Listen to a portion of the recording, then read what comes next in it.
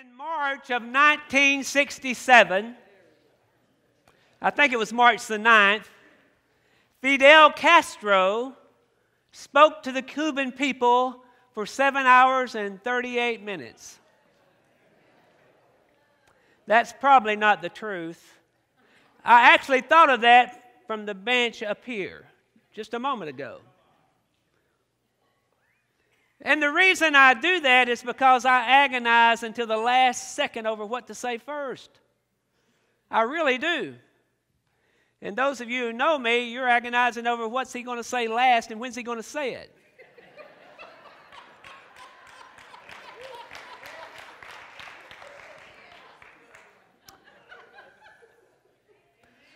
I used to stand backstage at a dinner theater and everybody that would come by would say, "What's my first line? What's my first line? What's my first line?" And they'd say, "Shut up." And I said, "No, what's my first line?"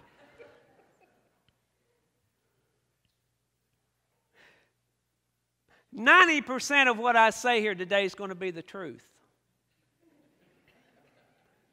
5% of what I say here today is going to be my truth." What's that leave? Another 5%? 3% of what I say here today is going to be a reasonable facsimile of the truth. And 2% will be an outright lie.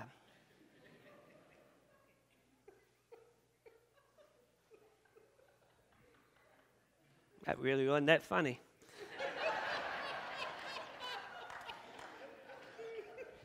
You know, I'm feeling confounded about something else. I made a commitment to be here today. What are y'all doing here? All right, so when I was asked to speak by they, I didn't, it took me a while. I couldn't just jump right into it. I remember the conversation. Chris said, "You want to speak?" And I said, "Sure will." And immediately, they started tapping down on my time. I said, "I need an hour and a half."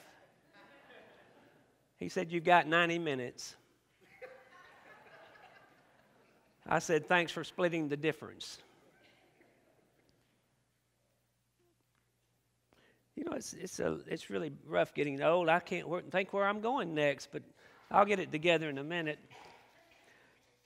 Oh, yeah, I remember. There's a lot of rules to being a speaker. And I call myself a speaker, not a preacher. I rarely ever say preaching because of two things. Speakers make more money. And my wife said she didn't marry a preacher. There's another rule, a hard and fast rule about speaking. The speaker should always try to have a point because it makes it so much more interesting for you, the listener.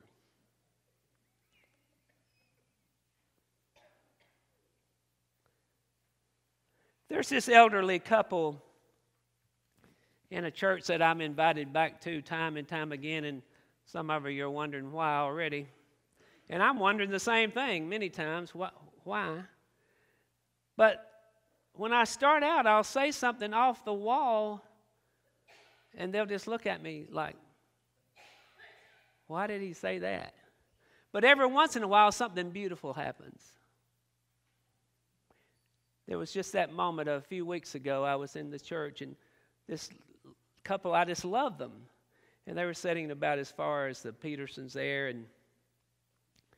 and I heard him turn to her. Neither one of them can hear, much like myself. And they said, so they talk loud. And he turned to her and said, "Did I miss something? Did he say something important?" And she said, "No." What a beautiful moment that was. I'm going to talk about stuff today. Stuff. Stuff is a generic word for, well, stuff. What I'm wearing here, my Johnny Cash outfit, this is stuff. What you're wearing is stuff.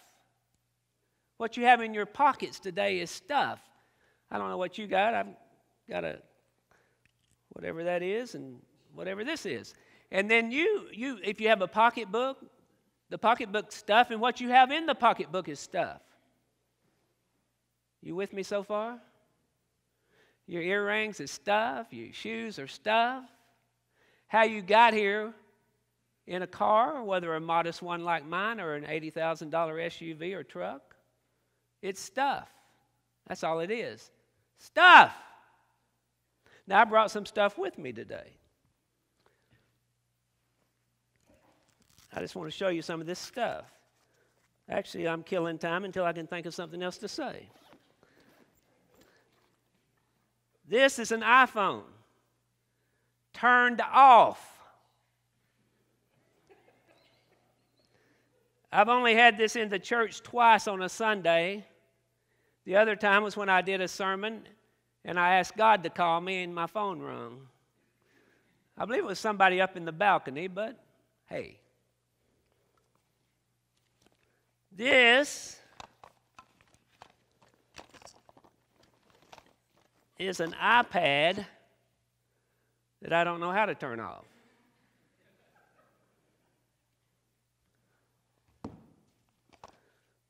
This is WD-40.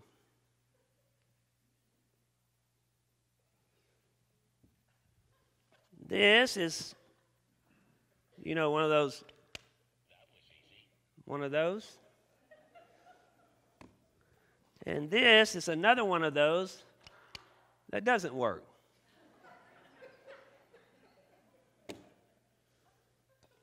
This is, I'm not even sure what this is. I think it's some sort of whistle. It's pretty though. This is a toboggan with the Chicago Bears right there. And I once went to the Wrigley Field to see a baseball game, and it was the last day of April 31, and it was a night game, and it was beautiful weather, unbelievable weather. The next day was May the 1st, and everybody wants to see a game at Wrigley during the day. It was so cold. I can't tell you how cold it was. I had to buy a Chicago Bear, whatever this is, just to get through the evening. Or the morning. This is stuff.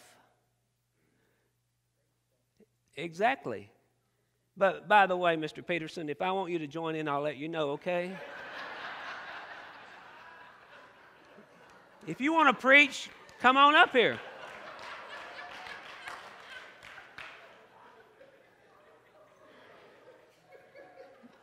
That was my next line, but I have that no longer.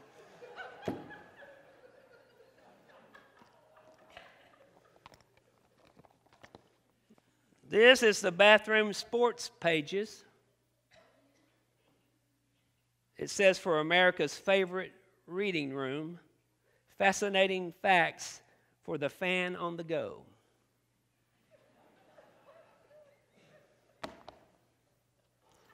This is, by the way, where's Jonathan? There you are, Jonathan. I thought for sure you'd leave. You leave when he preaches.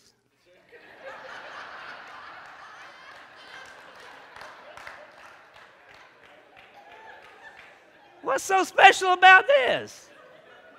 I'm thinking I could play this in your band.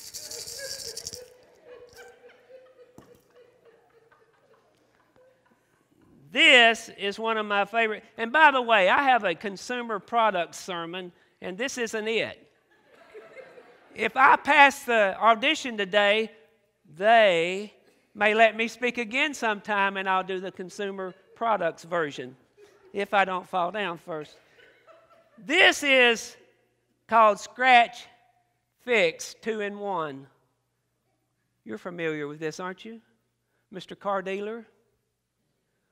It neither fixes scratches or fixes anything, actually. They give you this and say, if anything happens to your car, just rub it on there and it'll be all good.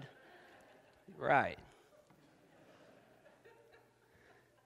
This is a remote. At one time, it went to something. This. You want to help me out, Mr. Peterson? What is this? This is goggles. Protects your eyes. Can't see out of them. I'm almost through. That deserves an applause line there. This is a Tide Pod. Everybody know what this is?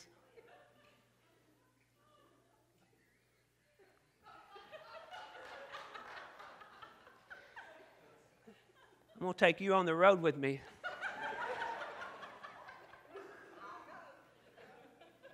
This is a pocket scarf. I have 5 or 6 of these. I've only worn one of them one time. I've had them for about 20 years. It's because I never know how to fold them. I usually just stuff them in there like that.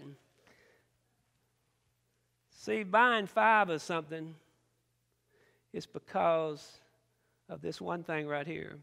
I love this conversation that we have. I had one yesterday. I called home and I said, "You need anything?" "No, I don't think so." "What about this? You got any of that?" "Think I do, but just in case, get some more." Don't you love that conversation? I eavesdrop in the stores. I love to listen to what spouses say to each other. "Honey, do we have any of that?" "I'm pretty sure we do, but you better go ahead and get some more just in case."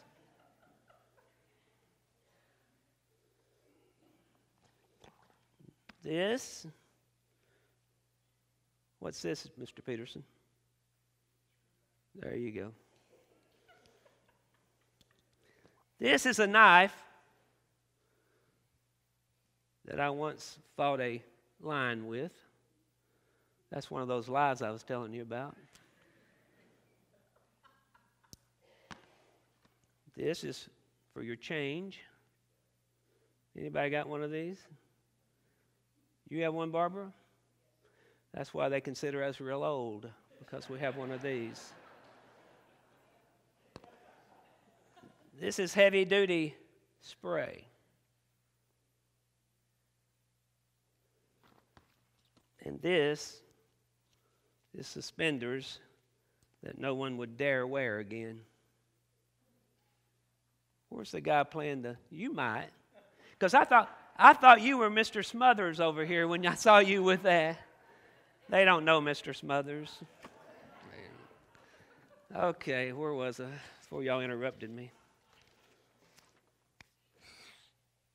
Oh, yeah. I was going to take an aside here, maybe digress a little bit. Sometimes when I go out, I take a bag of stuff with me. I went to a church one time, and I had this stuff, and I said, "I'm going to show you that later." And this guy said, "I'm pretty sure you're a snake handler." I said, "Obviously you don't know me. I wouldn't even snake handle a rubber snake. But I do travel the back roads of Georgia, and you go to some interesting places. So I could see how that might happen." So stuff. What do we do with all this stuff we have? I talked to a couple before church, and they said they're paring down, thinking about a condo. Now, they just spent $200,000 on a barn, but they're thinking about getting a condo. Wow. You think I didn't catch that, didn't you? Oh, I caught it. Now, raise your hand if you received 5 or more boxes from Amazon. Go ahead. Don't be ashamed.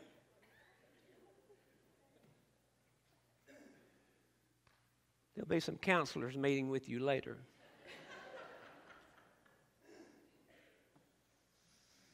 Okay, we had a lot of fun, haven't we? I have a friend who told me one time, he said, "I'm going to win the lottery." I said, "Well, great. So what are you going to do when you win the lottery?" "Thinking of buying a house." I said, you live in a house now that you've never been in every room. He said, well, I'll buy a car. I said, you got 4 vehicles in your driveway. He said, well, what should I do with the money when I win the lottery? I said, well, you could buy me a car. See, somebody needs to tell him that he's already won the lottery.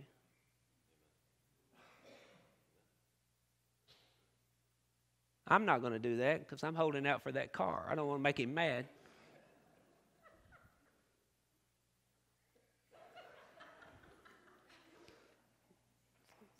I'd have said something like this when I saw you in the hospital if I knew you liked it so much. So,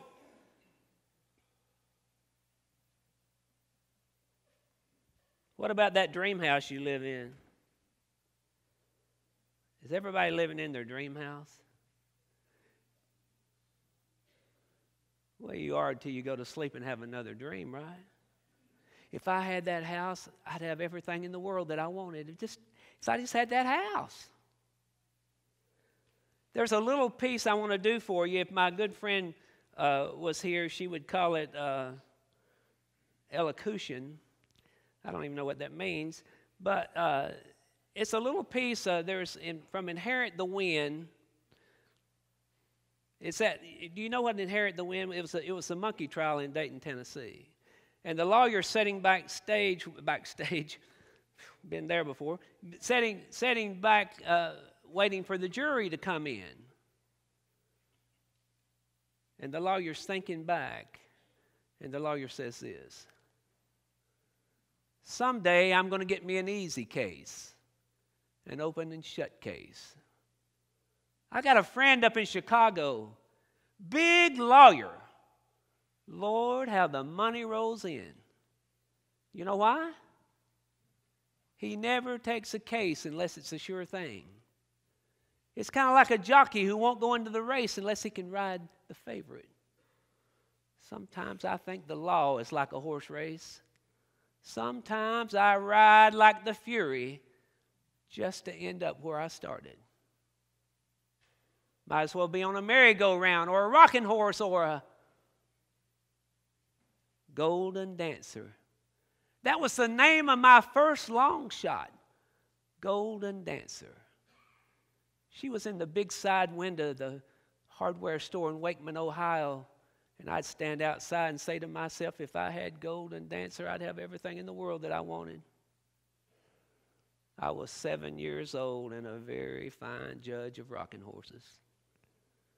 Well, let's see.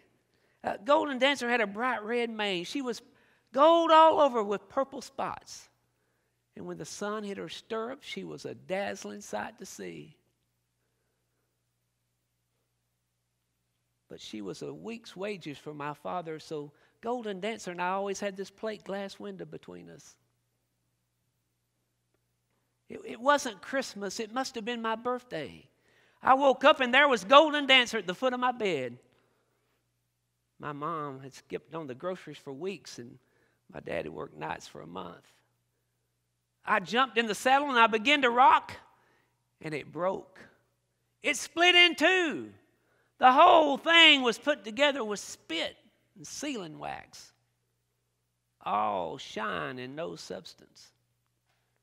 Whenever you see something bright, shining, gold all over with purple spots,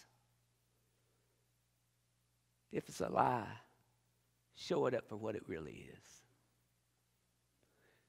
Could we pull those scriptures up, please? Can we read those? Can y'all read these scriptures? Oh, I will if I get my glasses on. We can all read them together if you want to. You want to do that, you're welcome to. This is where you can help, Mr. Peterson, if you'd like.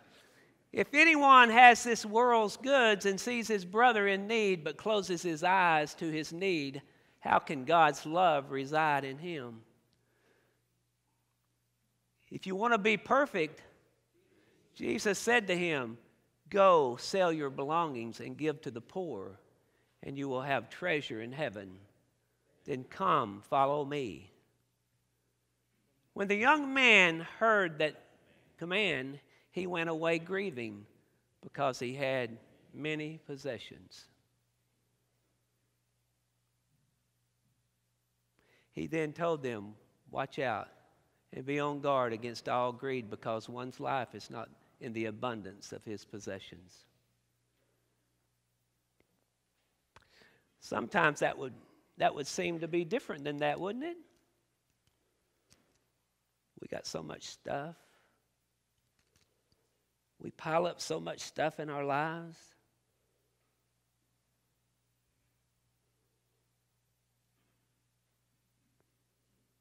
Stuff.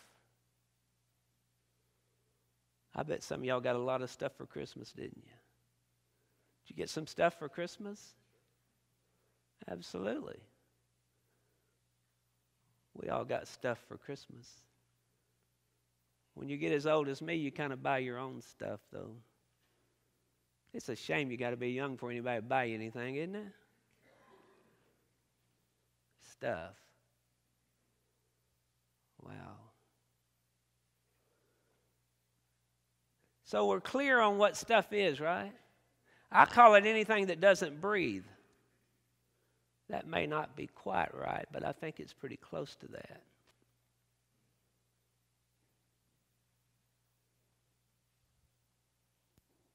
It keeps us far from having the relationship with God that He would like to have with us. The stuff of life. Oh, some of it's necessary, right? We need a house. We all want it to be a good house, don't we? We need a car. We'd like to have a nice car. We need clothes to wear, food to eat, shelters from the storm, maybe a little money you got over here, over there. But we may not need all that stuff, especially if it clutters up our lives so we can't have the relationship that we want.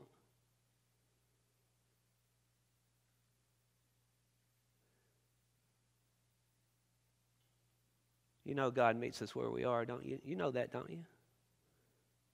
I mean, He's bound to. He met me in some awful places before. And I thought I was so special. I'd run through these mud puddles of life, and I thought, boy, no mud on me. Look at me. I thought it was me. We let the stuff get in our way sometimes, don't we?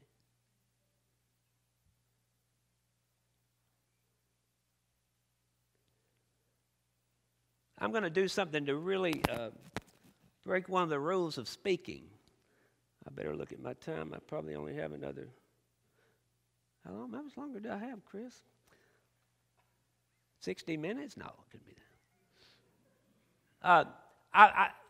I want to be the second billionaire in Ringo. The first was Aubrey Greason, I think. Is that right, Donna? That's what I was thinking. So I've got this great idea. I'm just walking and talking now. I haven't figured this all out yet. But I kind of think it would go like this. We're all so busy, right? And we're in this rat race. And I look around and I see young parents all the time, and they're thinking, wow, the kid needs this, they need that, they need my attention. What am I going to do? What am I going to do? I got to work more. We got to get a bigger house. Got to get a bigger car. We need. What about education for the kids? Not to mention that $200 metal bat that Johnny has to have. He may need more than one of them. So all the time you're worrying and you're working and you're trying to figure it all out. Well, I think I've come up with something to help you. How about an app? Now you would use this app between the ages of 1 and 6. And I know it might be kind of a waste of time for that 1-year-old. This is really a bunch of nonsense. Y'all know that, don't you? So what you would do, though, is you'd have this app, and you have to be away from home all the time. And so you'd say, now, honey, if you need anything, just use this app. If you're hungry, just punch this button, and you'll have Uber McDonald's or Uber Baby Grub Hub. Y'all heard of Baby Grub? Grubhub? Or maybe the baby will need changing. Honey, you just punch this app. And this app will tell you that there's more moisture in the room than there needs to be. Either that or there's a hole in your roof and it's raining hard. Be one or the other. So, there'll be this one special app, though. And you'll say, honey, you remember what I told you about this app here, don't you? Yeah, if I ever need anything, just punch this, right? And is that you, Mom, or Dad? Honey, I've told you 100 times, that's Amazon. Could we pull up that other scripture? Oh, I was looking for my glasses. They're usually on top of my head. Okay, so if you'd like to read, let's read. For man's anger does not accomplish God's righteousness.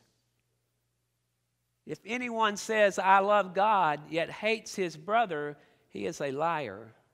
For the person who does not love his brother he has seen cannot love the God he has not seen.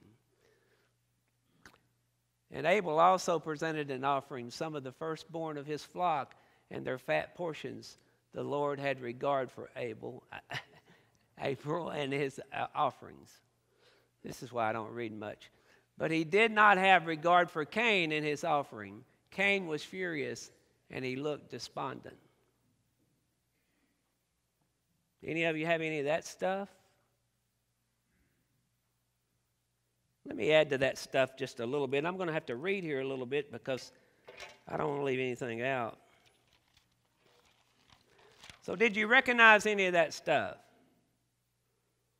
Hatred, jealousy, rage, anger, envy, bigotry, self-hate. Have you got any of that stuff?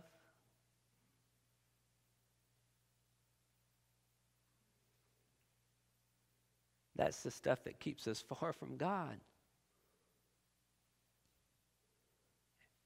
It's not temporary either. This other stuff is temporary. Sometimes we get this, we have this a long, long time ago. Sometimes we have it since we were a child sitting at a table and something was said and we thought, wow. Sometimes we're angry at our mom, our dad. We hate our brother or our sister. Sometimes we hate our neighbor. Oh, not necessarily the neighbor you're living next to, but it may be the neighbor that looks different than you. They dress different from you. They speak a different language than you do.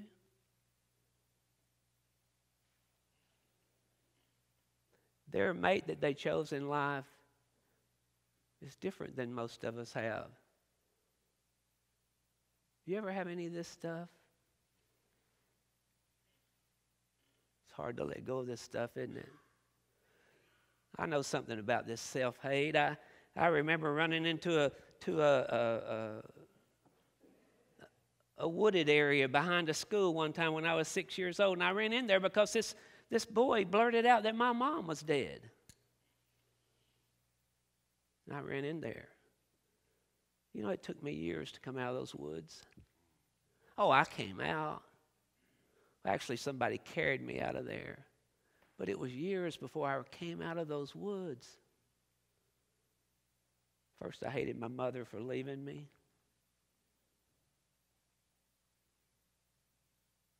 She died. I hated her. She left me. And then I had this self-hate. So I'd run out and do destructive things. You got any self-hate today? You know that keeps us from being all we can be?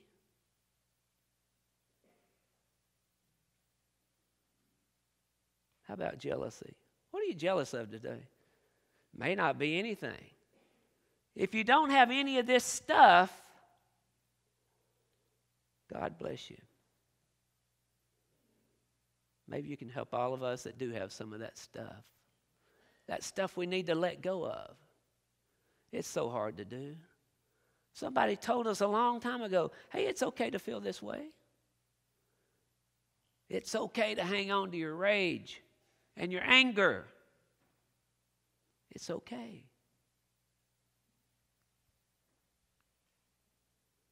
This other stuff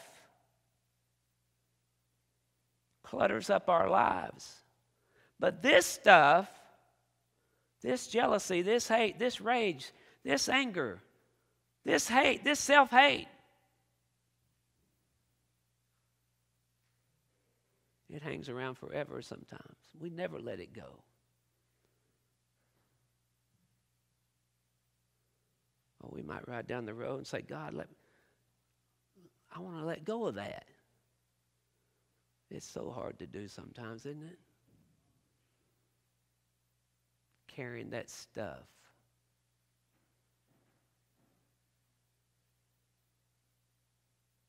Maybe it's time to clean out the closets of our lives. Get rid of this stuff, but more importantly, get rid of the other stuff.